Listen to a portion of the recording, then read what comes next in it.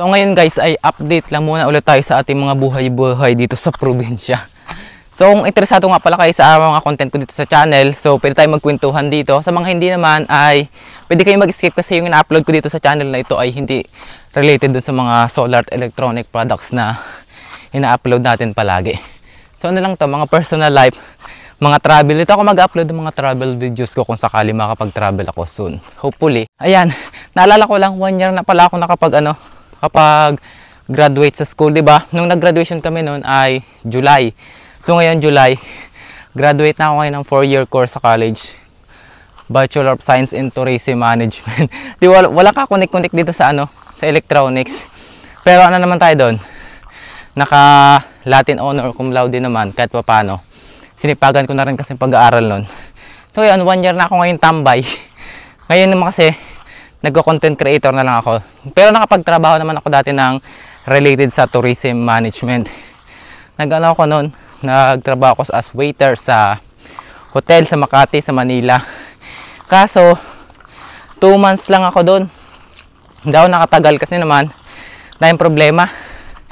Pero talaga, gusto ko talaga makapagtrabaho dun sa tourism management na related na mga course. Kasi nga naman, di ba, nag-graduate ako ng college tapos hindi makakapagtrabaho, ang pangit naman. So, pinilit ko din talaga makapagtrabaho nun kahit waiter lang, kahit ang pagod talaga ng trabaho.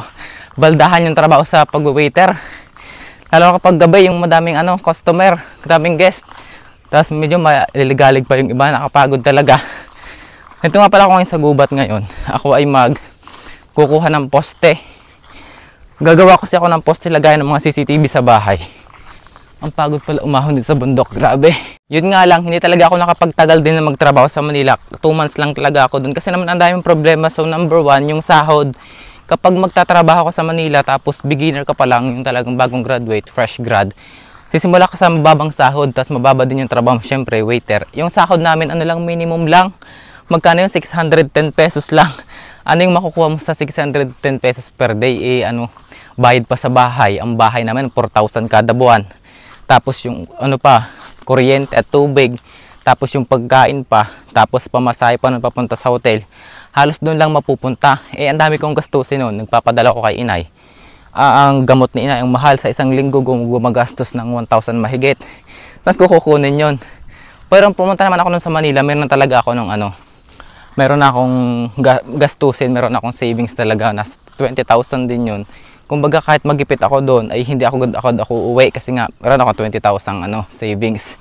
Yun nga lang na pag ko talaga, lagi akong tumatawag noon kay inay, kaso ayun, mahina nga si mother. Palaging sumasama yung pakiramdam. So kahit magpadala ako ng panggamot, wala din kung mahina naman. So na talaga ako. Nagsabi ako dun sa manager namin na magre-resign ako. Bukod kasi sa mababa yung sahod doon, nakukulangin ako magpampadala kay inay. Ang isa din kasi ang problem, walang kasama si inay dito.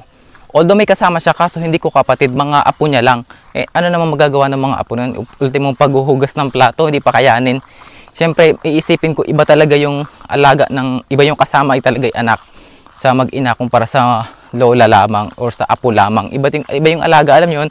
Magigets nyo siguro kung meron kayong apo or matatanda na, may edad na rin kayo. Siguro magigets nyo yung sinasabi ko na iba yung alaga ng anak kumpara sa ibang stage ng anak, kung apo lang or pinsan. So ganun, iba talaga.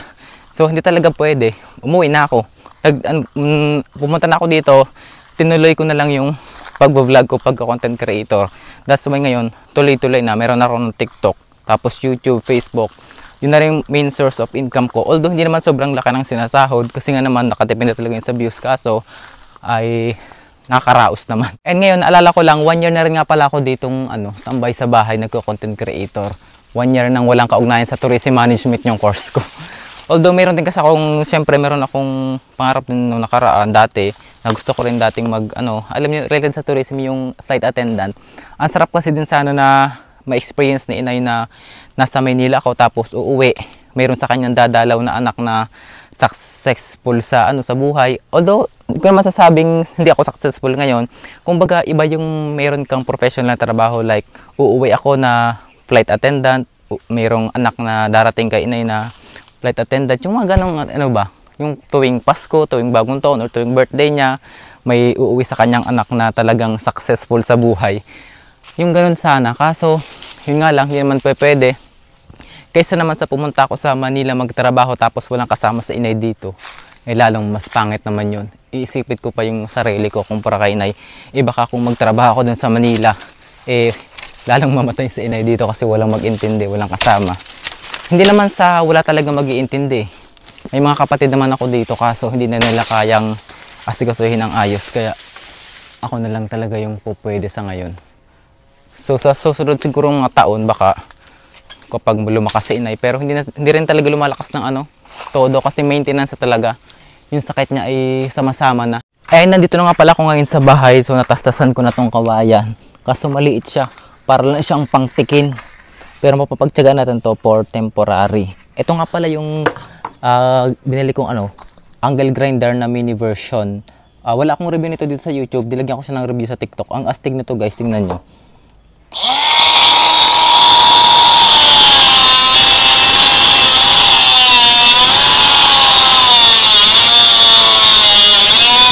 Mahirap siyang pangputol ng kahoy kasi hindi talaga pang kahoy yung kanyang disc ito. Ito ay pang bakal, pang putol sa bakal.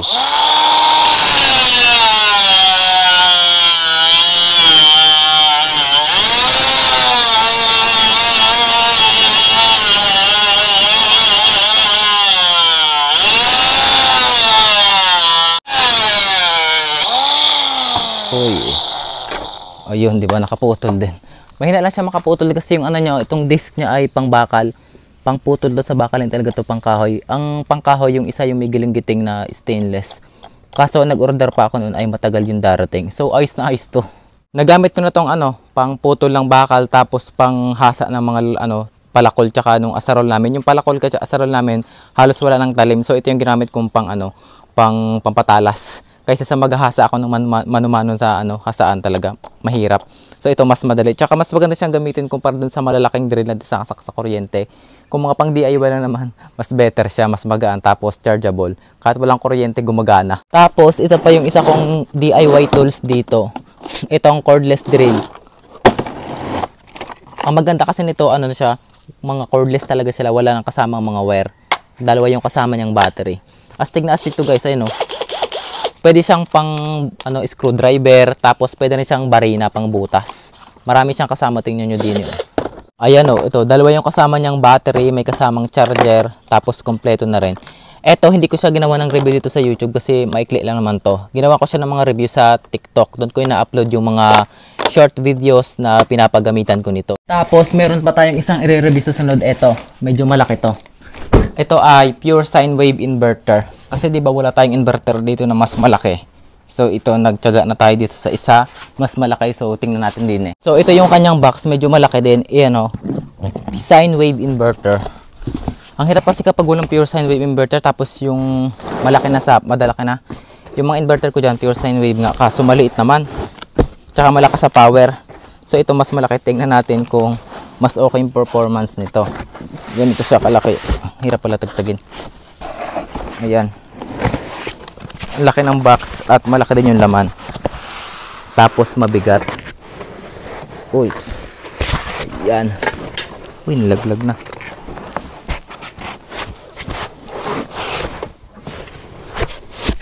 Yan. Ganito kalaki. Oops. Ito.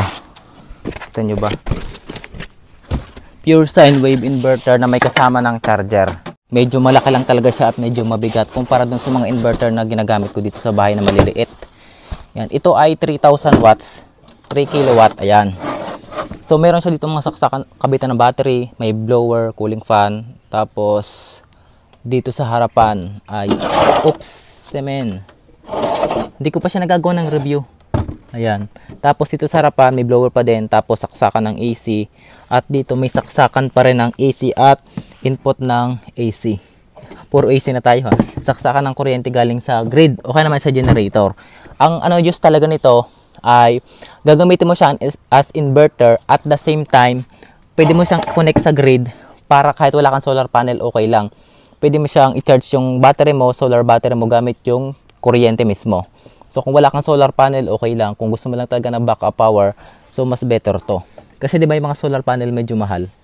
Kung mayroon ka namang generator, tapos solar panel, mas maganda combine. Para kapag malakas yung sikat ng araw, doon ka sa solar power. Kapag maulan naman, may sikat ng araw, kaya naman marami talagang appliances na ginagamit, pwede mang gamitin yung generator. Ayan. Pure sine wave inverter na rin siya.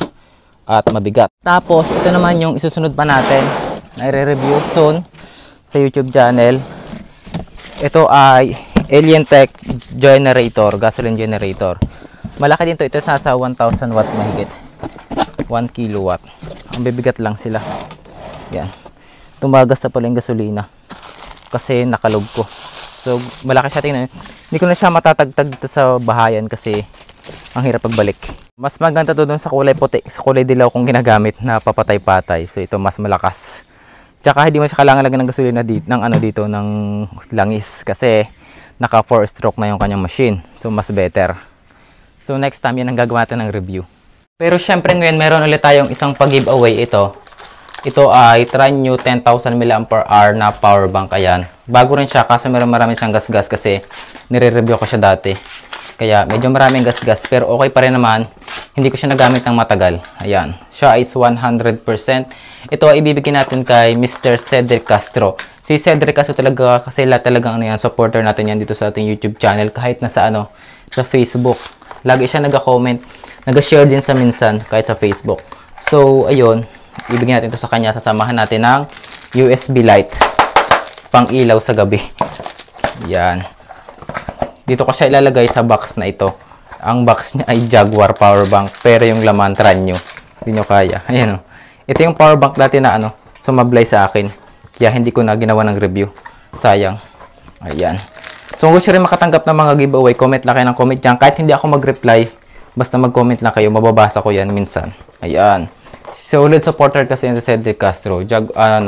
Tranyu power bank 10,000 mAh. Pero syempre, babalutin ko na rin lang muna. Baka matagtag doon. Baka buksan din ng de-deliver. Uso ba yun? Binubuksan ba talaga nila yun? Hindi lang ako sure. Yung kasi mga parcel ko na dumadating, minsan mga bukas na eh. Hindi ko alam kung sila yung nagbubukas nun. Pero sana hindi naman. Ayan. Baka kasi matagtag. So, ayan. Baka mag-expect si Cedric Castro pag binuksan niya, wow, Jaguar power bank yung pala, try niya yung laman. So, dapat manood ka ng video para hindi ko mag-expect ng super. At ang papadalhin nga pala natin ito ay sa Zambales pa. Medyo malayo-layo. Yung nakaraang binigyan natin ay taga Cebu. Nakalimutan ko pangalan niya. Siya ay taga Cebu. Ngayon ay taga Zambales. Palayo ng palayo. Ayan. So, hindi na siya matatagtag. Churun. So, let's go na sa Flash Express.